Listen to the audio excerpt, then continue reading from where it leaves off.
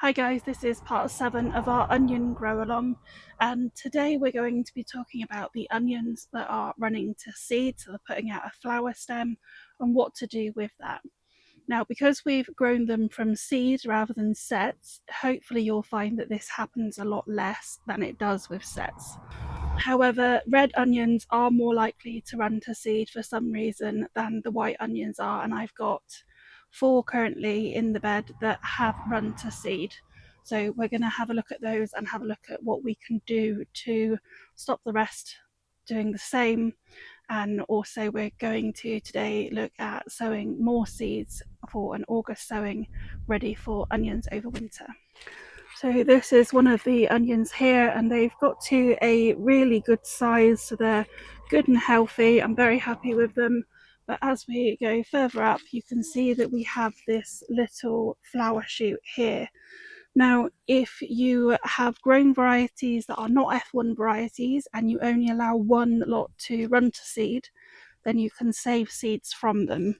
And to do that, we're just going to leave them in the ground, let them flower, and then collect them when the heads have gone completely dry.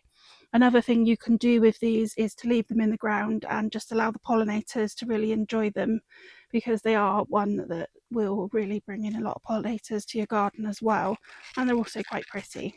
I'm not going to be doing this because I have to keep mine netted and they would be too large to be kept in the net and to allow to flower. It is important that we don't allow more than one variety to flower at a time, because they will then cross-pollinate and we won't then get true onions to what we were growing initially. Once they have run to seed like this, they are not going to store in the same way as our other onions. So one thing we can do is pull them up and then use them straight away, or use them within the next week to make sure that they don't get wasted. What you'll find is in the centre of the bulb we have a thicker area where the onion has put up this shoot for the flower. So to avoid the rest of the red onions doing this, one of the things that we're going to do today is go into the bed and fold the onions over to force them to finish their growing period. The thicker the neck, the harder this can be, and that can also indicate that they're not going to store as well. So hopefully we'll have a very few that like this, but when it does come to actually removing the other end, it is always worth checking that as well. If you've got a neck that is very thick and it's not drying as well, then they will want using a little bit faster than the rest as well. For our white onions, we're just going to let them carry on and do their own thing, and they'll fold over in their own time. But do keep checking on your onions and making sure that they're not putting these flower shoots up. And if you find that the white ones are as well, then it is going to be time to fold them over too. Once we've folded them over, we're going to leave them in situ then for a couple of weeks, and they'll start curing in place. And then we'll be pulling them and curing them again for me in the polytunnel, the same as we did the garlic, so on the shelving that I've got in here. And once they've been cured, then they can be stored in the house or in an outbuilding that's not too warm. So this is how the onions are looking now. And one of the things that's really helpful by trimming the leaves is that we can actually spot any of these that are now starting to flower and therefore go to seed. So when the onions start to flop over like this is the indication that they're coming to the end of their growing. They're not going to continue growing, and now they're going to start drying out. So one of the things that we can do to the ones that are starting to go to seed is forcibly bend these down and therefore stop them from continuing to go to seed. So to do this, all we're going to do is take the onion and actually bend the stem down. And that's just done it on the one beside it, so that's obviously very much ready as well. And then we're also going to remove these ones, just gently pulling them up, that have actually gone to seed as well. I'm just going to fold them inwards so I can pop the net back on in a moment, and I'm only doing this to the red ones.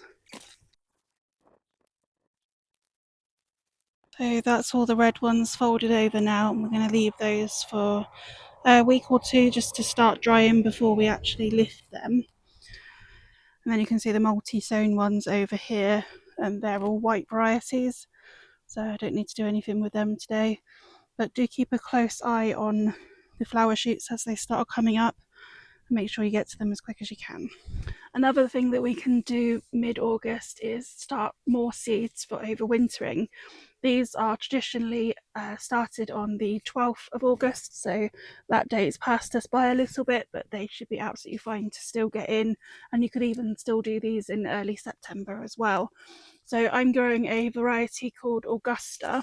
When we overwinter them, we have a chance of them struggling more and therefore not giving us a very good crop, or if the weather and everything is suitable, then you should in theory end up with larger onions that do very well and give us a quicker crop. And also with the varieties that I do sow, so last year I grew an Augusta and a Paris white variety that could also be sown in August, and then you can use any leftover seeds for spring onions as well later on in the year. Because one thing with onion seeds is we generally want fresh onion seeds if we possibly can, in order to get the best germination out of them.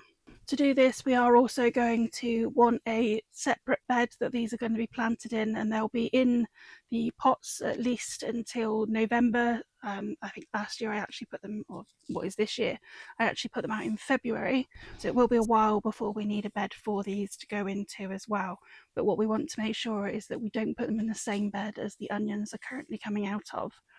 I don't follow a 4-year rotation, but what I always do try to do is make sure that I don't follow one plant family with the same plant family. I always try to make sure that I've got some other crops going in between. So for example, in the polytunnel, I've currently got tomatoes in the beds, and then over winter there'll be brassicas and salads and things that will come in here before the tomatoes come in here again. This can just help us not build up any pests that are going to be an issue in the soil, and particularly with allium leaf miner that I'm struggling with here, it's really important for me not to continue using the same beds. I'll pop up a few other varieties that you can use other than Augusta, but you want to make sure that the varieties that are using do say that they can be sown in August or early September, because the varieties that are sown from Boxing Day onwards are not the same varieties that are sown now. So these are just a slightly different type of onion, but it is important that we do have the right ones when we're sowing these. So all I've got here is a tray of already sieved peat-free compost. I use the Manor Farm compost currently, and just filling it up right to the top and then just pressing it down gently to have a flat surface to sow onto. And we do want enough depth if we can, and we are just going to spread these all over the cell today. I'm going to just gently water this compost before I put them in.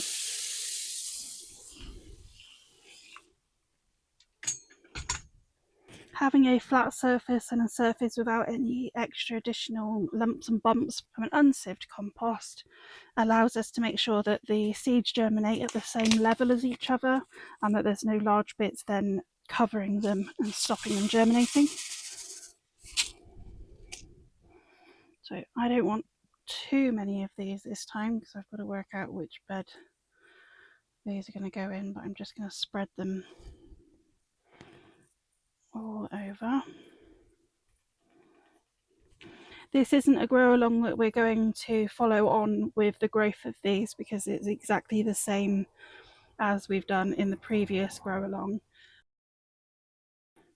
There we go, that's the only ones I'm going to put in there today, and then all these will go in the spring for spring onions. And you may notice that I always write the year that the seeds have been bought on. That's because seed companies have no legal requirement to actually put fresh seeds into their packets. Small companies like these from Real Seeds are obviously more likely to, and they are fantastic with their customer service. And if they don't germinate, they'll send you out an alternative, and they check their germination regularly. But with certain companies, you might find that they will send you older seeds because they don't have the regulations in place to stop them doing so. But by me knowing that these have been bought in 2024, and I know that I would have sown them in August, then I will be using them as spring onions in the spring of 2025 and make sure I use them all up, because I do want to make sure that I've then got fresh seeds for the next harvest that we'll put in 2025 in August. And then all we're doing now is just popping a bit more compost over the top.